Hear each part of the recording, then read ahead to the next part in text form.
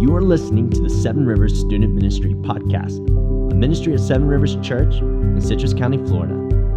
Here at SRSM, we believe that all students are lovable through a relationship with Jesus. Visit our website at sevenrivers.org/students.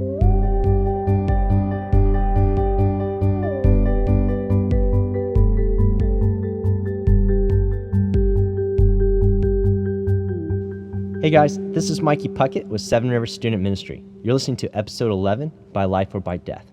This story comes to us from Dana Galliardo. She is the wife to Joe, and they both together have two boys named Colin and Zachary.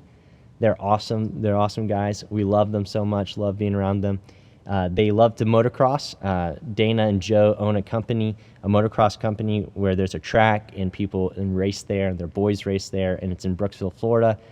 It's awesome.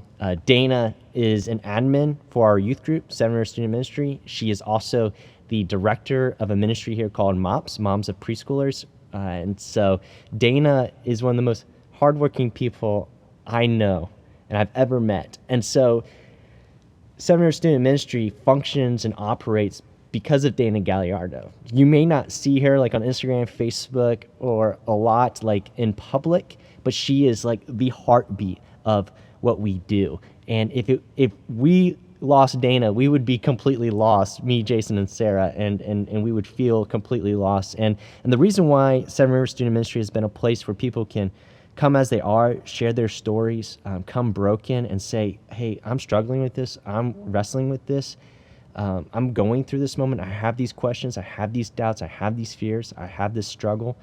And be a place that is safe for people to say those things, and be a place that it's safe for people to learn and to grow in a relationship with Jesus, being able to hear the truth, but also experience compassion and empathy and grace in that. The reason why that happens is because of Dana. And you might think, oh, Dana, she's just the admin. No, like Dana has come into our team, has come into our church, and she has been one of the most vulnerable, most brave and honest human beings I've ever met. As she has come in and she has shared her story openly and honestly, she has wrestled with God.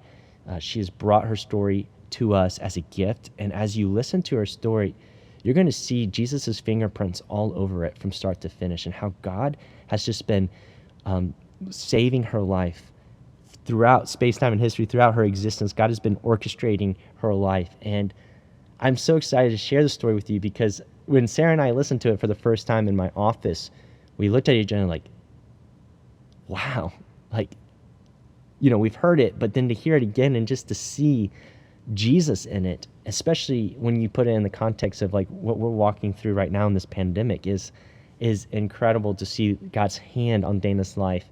And I just want you guys to know that, like, in your life, God is there. And in your death, God is there. And Dana talks about life and death in this story, and as she shares the story, and she really encapsulates this idea of by life or by death. To live as Christ and to die as gain. And so this is what we want you guys to walk away from hearing her story, is that Jesus is with you in your life, and he's also with you in your death. He's with you in the good times, and he's with you in the bad times. He's with you when things seem to be falling apart, and he's with you when things seem to be going perfectly.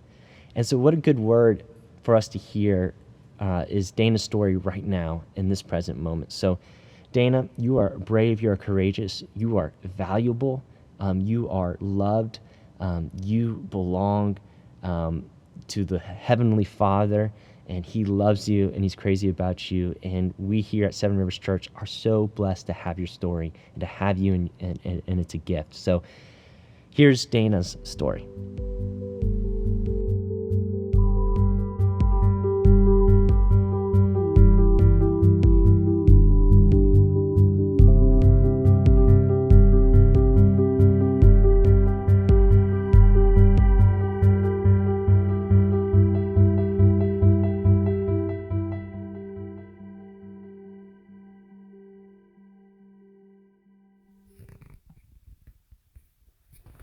Hi, my name is Dana Galliardo, and I work at Seven Rivers Student Ministry at Seven Rivers Church.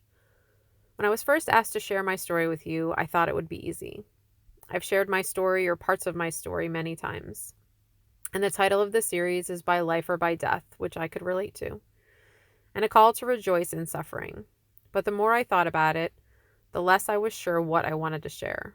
But today, when I promised to work on it, I prayed and asked God to reveal to me what part of my story He wanted you to know. So here it is.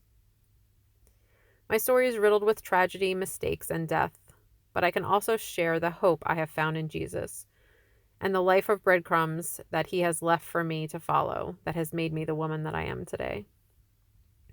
So just a little background about me. I am a fairly new Christian. I was saved about 5 years ago when I was in the pastor's class at Seven Rivers Church. I've always had a concept of God, but it changed and evolved a lot over my life. When I was a kid, I was raised Catholic. Now for me, what that means was I went to Sunday school, made all of the sacraments I was told to make, but never did I see God or even any talk of God, Jesus, or church in my home. I was never taught to pray or about the Bible. All I remember from that part of my life and about Jesus was that there was a list of rules to follow, the 10 Commandments, and if you didn't follow them, you wouldn't be loved by God or accepted into heaven. So this was the message that I lived with about God, but more specifically about Jesus and the church for most of my life. As a teenager, I became lost. I felt unloved and unwanted, and not good enough at anything in my life or in my home. Over the course of my 4 years in high school, I made a lot of decisions and followed a lot of paths that I was never proud of. But I found myself in a cycle of addiction that I couldn't get out of. I was looking for love and acceptance, and when I thought I found it, then the guilt of what I was doing would creep in.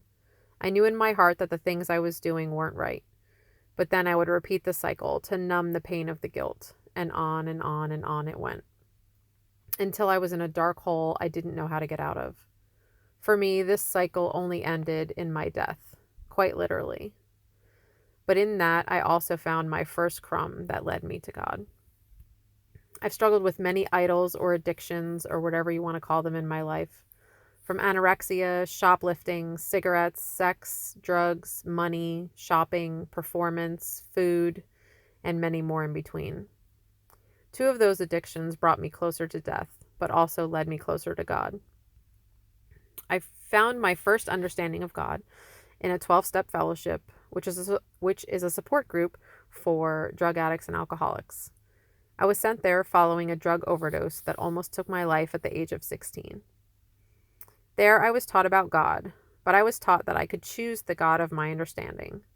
I still couldn't find the acceptance to believe in Jesus, but I believed in God and I believed in creation. I needed something tangible that I could see and feel, because for me, Jesus and the church were still tied to that list of rules that I had broken, and that stayed my understanding for a very long time. There was only a couple of times in my life that I truly felt spoken to by God. One of them was the night that I almost took my own life. I was struggling with yet another addiction. This time it was with a man. I was having an affair, and I didn't know how to make it stop. I loved my husband and once again knew what I was doing was wrong, but was caught in that cycle of addiction with the guilt and pain and just one more. One night, when I was driving in the rain and the dark, I thought I should just take off my seatbelt and run into that tree. I looked at that curve in the road and that tree a lot over the 2 weeks before when I drove that route home. But that rainy night, the pain seemed to be unbearable, and I didn't think I had the strength to make it stop. As I was coming up to the curve in the road, I reached for my seatbelt, but suddenly something changed. I don't know whether it was my own voice or my thoughts or God's voice, but what I heard was, God didn't save me before for me to end it like this. I will be okay, and He will show me the way. It wasn't easy, but I was able to walk away from that man and repair the relationship with my husband. A few years and many more breadcrumbs later, in a prayer of desperation, after my second son was born, and I was struggling with postpartum depression, I was led to Jesus. It came over a time of many small things, but ended with me being saved by hearing that voice again outside of the Florida room during the pastor's class. It was the story of the prodigal son and the idea that there was no big sins and no small sins that kept me questioning. And it led me to go to the pastor after the class. With tears in my eyes and a shake in my voice, I asked, "Can it really be that easy? A broken person who has gone against all of the rules, broken all of the commandments, and continues to do the wrong thing and not be good enough at anything. Really, all I have to do is accept Jesus and know that he died for me and I will be accepted and loved? It can't really be that easy." As the pastor was answering me with a perfect answer, I'm sure, all I heard in my head was, "Yes, it is that easy. Welcome home." What I realized that night on my way home was there was nothing easy about it. God, my God, had been pursuing me through all of my struggles, all of my mistakes, all of my sins, all of the things that I had regretted over the course of my life. He led me here. For what exactly? I am not sure. But I am sure that he loves me with all of my brokenness, all of my imperfections, all of my mistakes.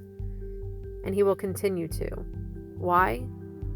Because yes, God so loved the world, he gave his only Son, for whoever believes in him would not be lost, but have eternal life. Thank you for listening. If you would like to hear more stories and follow our devotions, you can go to www.sevenrivers.org/by life or by death. You are loved and you matter.